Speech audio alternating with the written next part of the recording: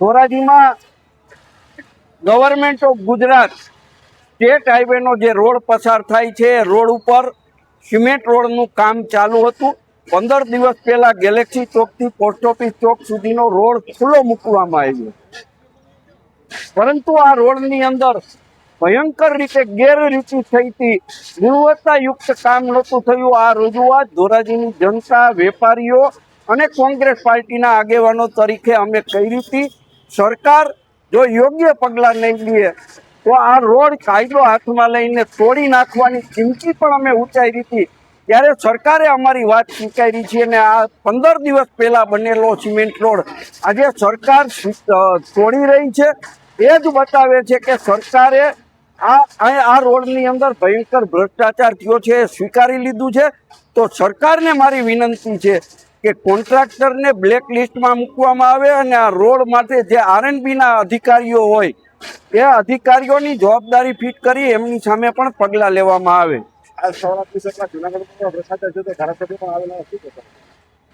આ જે કોન્ટ્રાક્ટર છે ભારતીય જનતા પાર્ટીના આગેવાનો સાથે મળેલો કોન્ટ્રાક્ટર છે. જુનાગઢ રોડ ઉપર જે જુનાગઢથી ધોરાજી સુધીના ડામર રોડનું કામ અતિ નબળી ગુણવત્તાનું થયું હતું. ત્યારે પણ દરેક મીડિયાએ અમને સહકાર આપ્યો હતો. ધારાસભ્ય ડૉક્ટર મહેન્દ્ર પાડેલિયા, ધારાસભ્ય ધોરાજી ઉપલેટા વિસ્તાર. કેટલીક ચેનલો દ્વારા મને જાણવા મળ્યું કે ધોરાજીના પૂર્વ ધારાસભ્ય શ્રી લલિતભાઈ વસોઈએ ધોરાજી વિસ્તાર સિટીમાંથી પસાર થતા રસ્તાના સંદર્ભમાં કેટલાક આક્ષેપો કર્યા. તો મારે એના સંદર્ભમાં જણાવવાનું કે એક આપણે ગુજરાતીમાં કહેવત છે કે કમળો હોય ને એને પીળું દેખાય. કોંગ્રેસની દિલ્હીથી માંડી ગુજરાતથી માંડી ધોરાજી સુધીના તમામ કોંગ્રેસના પદાધિકારીઓએ હંમેશા આવા કામ કર્યા હોય ને એટલે જ એવું દેખાય. અને આવા વાહિયાત આક્ષેપો કરે છે. કોઈપણ પ્રકારના જે કામો છે એમાં મારી ક્યાંય પણ જાતની કોઈપણ પ્રકારની ભાગીદારી હોતી જ નથી. અને આ બાબતે મારી ફર્સ્ટ ચેલેન્જ છે કે એ સાબિત કરી હતી.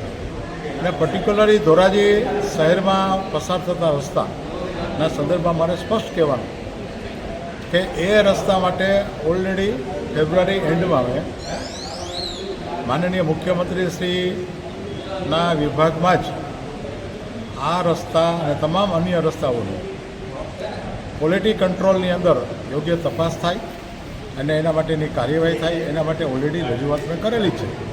એના સંદર્ભમાં તપાસે થઈ ગઈ છે અને કાર્યવાહી કરવાની સૂચના પણ મળી ગઈ. અને કોન્ટ્રાક્ટરે પણ અધિકારીઓને જણાવ્યું છે કે હું તાત્કાલિક નવેસરથી કામ કરીશ. બીજું મારે આપના માધ્યમ દ્વારા કહેવાનું કે મારા કાર્યકાળમાં અગાઉ ક્યારેય નથી થયા એવા વિકાસના કામો ધોરાજી ઉપલેટા વિધાનસભા વિસ્તારમાં થયા છે. લગભગ 600 કરોડથી ઉપરના કામો થયા છે. અમુક કામો પાઇપલાઇનમાં છે.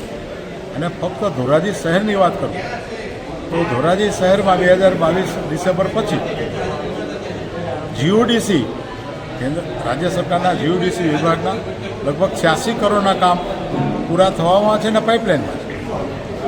બીજું VTVના માધ્યમ દ્વારા હું કહેવા માગું છું કે ધોરાજી શહેરમાં નગરપાલિકાના